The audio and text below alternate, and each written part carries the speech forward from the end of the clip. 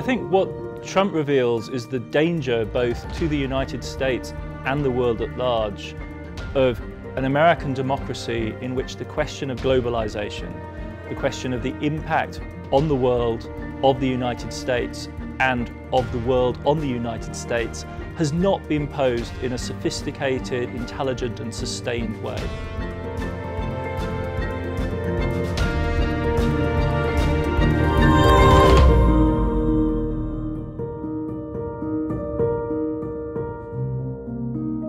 If we look over the last 100 years, that the pace setter of American hegemony is the formation, the construction and deconstruction, if you like, of the American nation-state apparatus. The development of the Fed, the Treasury, the enormous power of American military might. But the, I think, fundamental question is the way in which that relates to American domestic politics. To somebody like me, who's a European, who grew up in Europe in the 1970s and 1980s, the strength of American nationalism, the abiding strength of American nationalism has always been very striking. The question is how that nationalism articulates itself, whether it's in the form of a kind of liberal, missionary, expansive, globalist zeal of the type you saw in the 1990s with Clinton, or after 1945 in the Marshall Plan moment, whether it's a right-wing missionary zeal, Reagan or the neocons, or whether it's this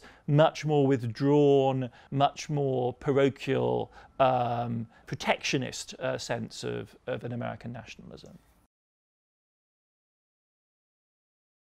We're at a moment where American power is unmistakably still marking and shaping the world, and in quite a unilateral way. The first and most evident is military power. We have literally never in the history of the world, as far as we know, seen a power as dominant as the United States continues to be. The dollar remains the central medium of global commerce, and also if you look more seriously at the ownership of global corporations, the United States remains the capitalist power par excellence, with no real significant competitors if we look nation by nation. And I think the third level that one would have to point at now is tech, right? There's an entire new dimension of technology. The beating heart of that innovative system is essentially Californian, and the academic university industrial complex that sits around that, in part, of course, subsidized through the American defense budget. So at least in those three areas, one would simply have to say that America's footprint remains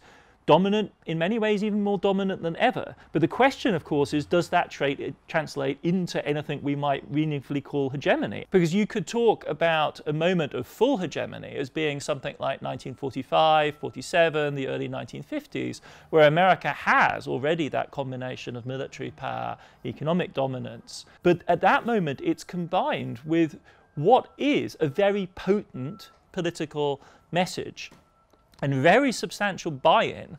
That is no longer the situation that we're in. And I do think the election of Trump as American president and the questions that we have about American democracy pose that question very powerfully of the relationship between power and hegemony.